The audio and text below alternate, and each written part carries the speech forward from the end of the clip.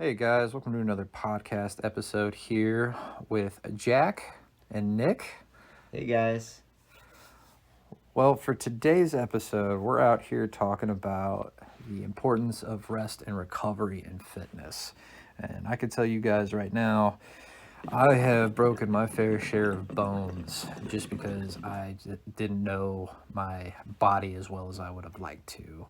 And I know we stress a lot about the mind body connection and how it's important to know everything that comes with, like, hey, where's my bicep? Hey, where's my tricep? And I think it really does show off a lot more in the injury and prevention and the rest and recovery.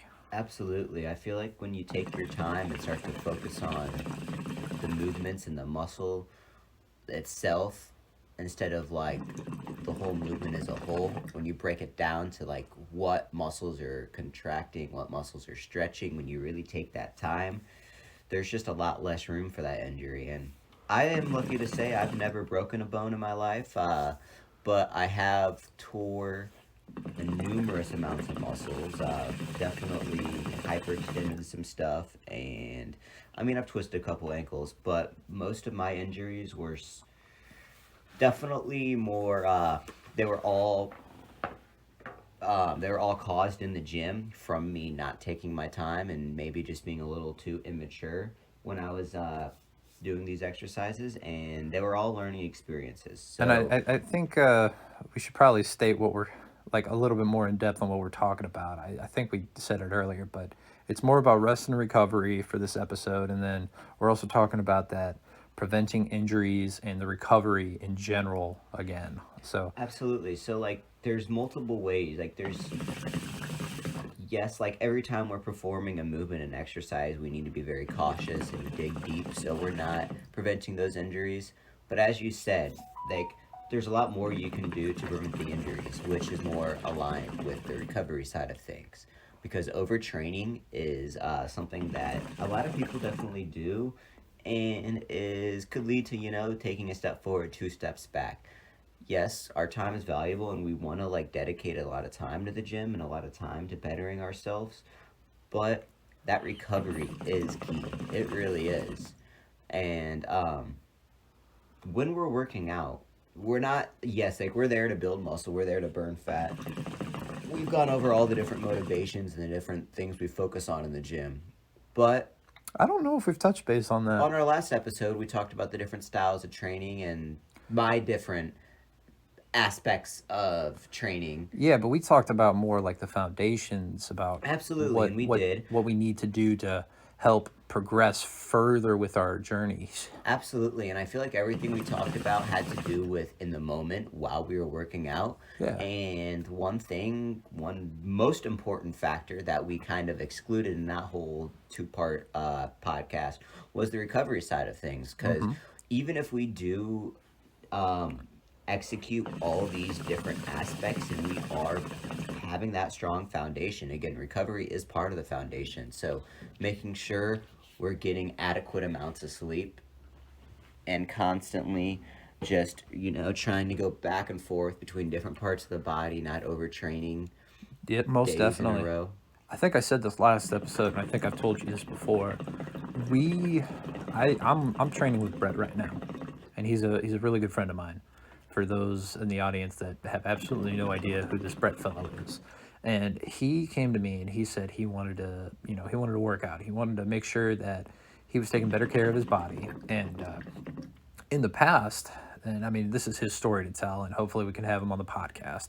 I actually, him and I, we were training when we were back in high school, and he was lifting a little bit too much, and he ended up hospitalizing himself. And so that was primarily my fault because I wasn't aware of all of the ins and outs like we're Mm-hmm. talking right now, which I really wish there was a podcast Yeah. or some kind of YouTube channel like we have currently to discuss and learn all these things. If you don't mind me asking, what movement or was he? It was the squat. I could have guessed. I could have guessed. Yes, and that is a story for a later date because because I want him to tell from his side. Absolutely, and whenever we do have him on, we'll definitely have to hear that story. Oh my God, It's just squats are one of those high risk, high reward exercises, and they really are. buddy, when I And they're, I mean, one of the basic, basic movements that are very important to get down. But again, like it can be a high risk because the amount of oh pressure put on your lower back there. he like I said, it's his story to tell, and I'm probably gonna get shit on a lot in that episode, and I'm a little I'm in between right now on that because it's like that wasn't my brightest moment, but regardless, recovery and such, it's a big thing, right? And so for just everybody out there, it's like when you were saying, like overtraining with Brett specifically, we started to focus more on the technique and lower weights with high reps. And I told him, hey, whenever you feel like you're on that breaking line, like whenever you feel like, hey, my body is at that point where this is improper and this hurts, I told him to stop, rest Yep. a little while. And I kind of equated it because I've got a really strong mathematics background to an exponential curve, right? So it's Absolutely. like if you start off doing proper form, the proper reps, and you just leave your ego at the door, you will see a far more exponential curve growth in your fitness journey, and everything will compound on itself. Whereas if you were to just jump into the gym, it's more of a linear growth, if that makes sense. It Would you agree with that, or? I do definitely on the exponential side of things, but even again, like with that like comparing the linear to not building that strong foundation, like it can go negative real fast. I It agree. can. I So, agree. but I definitely like that exponential comparison, and I hope our viewers out there do kind of understand. We're not all math whiz out there, so an exponential an exponential curve or exponential growth in the simplest terms possible. Nick, how would you explain that to our viewers? So an exponential growth is it starts off very slow. Like linear is a straight line, upward, downward, whatever you want to call it. But a exponential growth is this idea where it just constantly goes upward at a very, very fast So, rate. like the increments of increases is almost doubling with over time. That's So about you're the not best just way to, yeah, increasing at a stagnant or a constant rate. That slope, if you will, is not constant. It's constantly increasing over time. that's about the best way to explain it, my man. Yeah. So this is not a math podcast, so we'll leave it there. I just wanted to make sure everyone kind of understood what we're coming from that Oh, exponential side of 100%, things. 100%.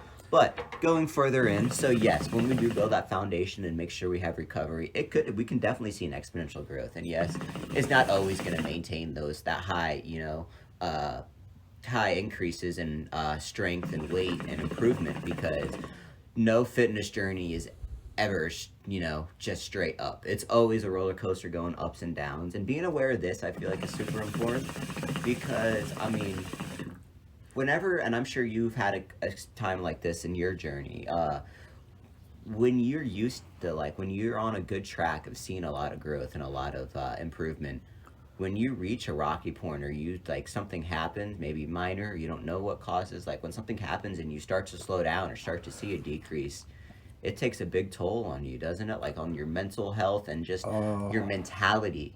I feel like of going at it definitely I can think at stutter. some point that exponential growth just tapers.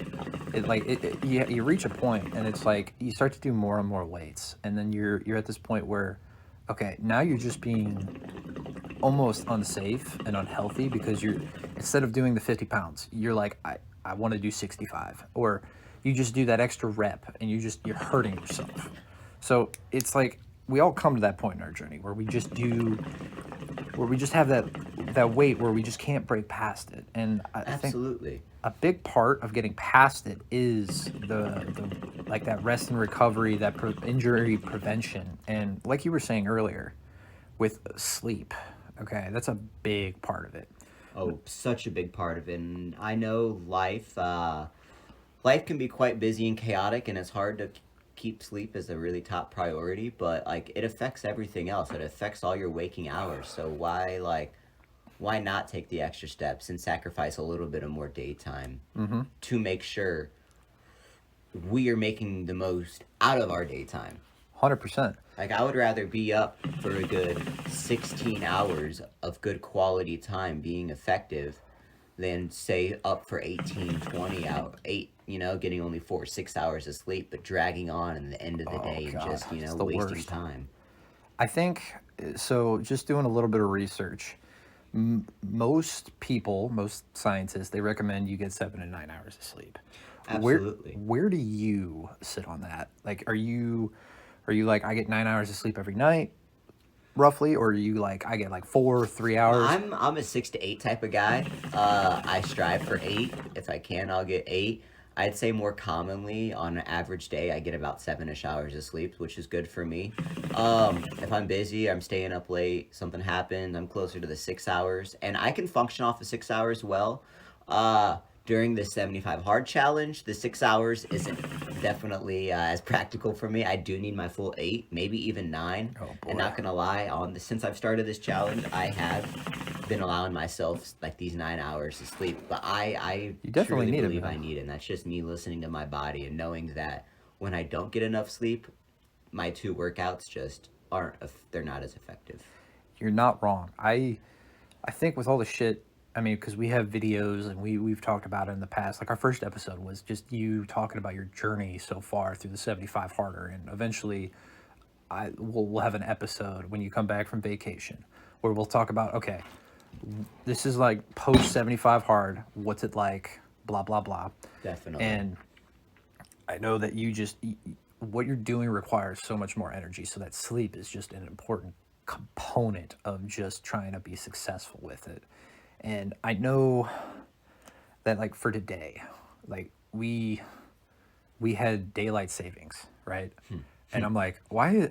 I know I'm gonna Yeah, I wasn't expecting that one. Now that we're not in school and I don't have teachers to remind me, I don't like. Amen, man. Dude, I woke up and yeah, I had no idea it was daylight savings until I got the text, until I went upstairs and saw that all the clocks were wrong. I was like, yeah. oh. And of course, we lost an hour, so that's never fun, but Yeah, but I mean, when we made up for it. well, exactly. My thing is like, I could feel that I was like, I just have like, why do I feel like shit? And it's like I was like, I had 5 hours of sleep, and then I was like, okay, I know for a fact, like I need 6 to just function as a human being today to do all of the work required. And it was like, I was really glad we did it. I mean, maybe I got like 10 extra minutes because if I'm being honest, I was tossing and turning, but it was that concept of prioritizing sleep that really was important. Yes, it is, and I'm definitely glad that we both, maintain that priority regardless. Now, So, digging a little deeper into the yeah. sleep side of things, I kind of want to talk about some steps you can take, which aren't fun steps, but easy ways you can do just to improve your quality of sleep. It's not always Oh. about the amount of sleep. It's more about the quality of the sleep we're getting, making sure we're optimizing the amount of deep sleep we're getting, that REM sleep. Not drinking alcohol before you sleep. That's a big one. That's a start. I've Yep. I've noticed that whenever, like when I was visiting family over in Europe, like I drank enough to where I was like it set my sleep schedule correct, but the sleep was just so crappy. But it got me on their time zone. But I noticed that like maybe if I had more time, I could have progressed myself in a little healthier bit of a way to just get to that point. And I think listening to your body is like the number one way to just get that deep sleep, if that makes sense. It does make sense. Like essentially you just want to pay attention to those signals or like why do I feel really tired right now?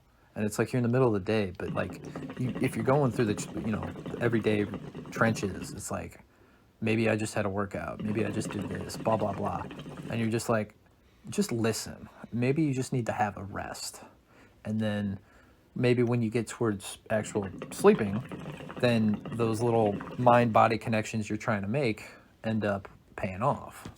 Definitely, definitely. So going back to some of those small steps we can take, like not drinking alcohol before we go to bed, Yes. starter. That's always the So start. there's this just kind of not rule, but just something you could follow. It's like a 3-2-1 is what it's kind of referred to, and this is something I've been working on trying to practice. I'm not there yet, and I'll be frank with you, it's definitely hard for me personally, and I'm sure it's very hard for most people. But being constantly aware of it and trying to at least practice it will definitely be a drastic step in improving your sleep, the quality of sleep. And so the 3-2-1 I'm referring to here is 3 hours before you go to bed, you should stop. You should have your last meal. You should stop eating. Oh, that So is so hard. I don't. I know. And we've kind of gotten into taking advantage of our metabolism cycle, and this is just part of that, you know. When we go to bed, our metabolism slows down throughout the night, and it requires a lot less energy intake. So we want to take advantage of that, making sure we're not giving our body too much, so we're just not adding reserve fat there. It's not just to optimize the metabolism. Also, again, metabolizing food takes extra energy. So it's gonna be a lot easier on our body to slow down and get ready for sleep when we don't have substrates to metabolize. So trying to make dinner our last meal and not eating 3 hours before bed can be important. Yeah, but Water. You want to stop drinking water 2 hours before you go to bed. Again, okay. just helps requiring less of that or require less of that energy in your body, less processes activating. And then the last one, which is everybody's favorite, is that blue light, that the phone, the Oh screen time. God, You know, turning your phone off an hour before you sleep. I suck at this. Yeah, and I'm sure most of our viewers out there do. I do as well, and just really trying to limit that is really gonna help improve your REM sleep and just overall the quality there. Okay. I mean, it makes sense. The 3, the 2, the 1, but that's just that is not an easy thing. That is just a that's just tough. Now, when you do the 3-2-1, like what is the hardest part? The 3, the 2, or the 1? Because with the 75 hard, I mean, we talked about it before. You've been trying to do this. All of it, all of All it, of especially for the 75 hard because one of my big challenges, I have a lot, but one of my big challenges is the waking up early part of things. And we're going to get into how important waking up early can be on our efficiency throughout the day. But if I do not wake up early enough, I have to go to work and then I have to get off work, which I have a funky schedule. So if I'm not off, I don't get home till 7 some nights, those your day off. 8:30 or 9 on other nights. I have to get both my workouts in and I have to make sure I've had my full gallon of water in. So like sometimes I'm stressing to get a workout in late or putting enough calories in me before I go to bed. And a lot of times I don't eat dinner till 9 o'clock or 10 o'clock, based off of my work schedule and then my girlfriend's work schedule, Ashley. So that part doesn't always work out for me, but I do at least implement having dinner be the last thing I eat, which is very hard. Most definitely. Again, the water, it just depends. I'm at the point now, I have less than 5 days of this challenge. I'm on day 70. So at this point, I've been pretty good at maintaining my water intake. But still, there's some days where I realize, oh shoot, I have a quart I gotta drink, and I'm going to bed. So there's lots of nights where I have to wake up in the middle of the night and go pee due to that, which sucks. And again, that takes me out of that deep sleep, and that's why drinking that water can definitely have a negative effect. And then the screen time. It correlates a little bit for the 75 hard. If I don't get my 10 minutes of reading in, a lot of times I would do that right before I go to sleep, which is Yeah. fine. And I was using books. I had multiple books I was reading, so that's like a good practice. But lately I've been doing a lot more reading on my phone, which, isn't the best practice to do right before Yeah, bed. but it's like double dipping. So it's almost like you got to be really flexible with that. Like, because I know whenever I'm trying to sleep, I always need to read. So I'm looking at my phone and I don't, because like having a night light, right, or some kind of light while you're reading is just it doesn't. It's just a lot more work than just pulling out your phone and like just going to I use a library app and I just go to the book I'm reading at the time Absolutely. and it's just one of those things, man. Like you gotta balance it out, and I think at this point, it's just like we're old enough to, tell the difference between whether or not we're being truthful to ourselves. So it's something to definitely consider. Now, I think this is the part of the podcast where we're going to have to come to an end. We're getting towards the stopping point here, Jack. But do you have anything else you want to tell our viewers? Um, just a little bit of a recap, just to maintain recovery, because I know a lot of people like to stay the consistency of working out each day. Us promoting recovery doesn't mean you have to have a day off of no working out. But again, it's more of that having that diversity. So, like, not just strength training 5, 7 days a week. Like, as I talked on some of our previous podcasts, some of my ways of recovery is doing yoga, and that's still working out, that's still staying intense. So just keep an open mind, guys.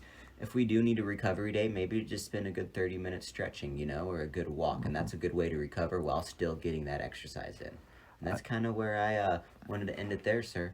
I think we're definitely going to have to do a few more parts to this because there's a lot of stuff to Absolutely, cover. there is. And guys, I will see you on part 2. Yes, sir. See y'all then.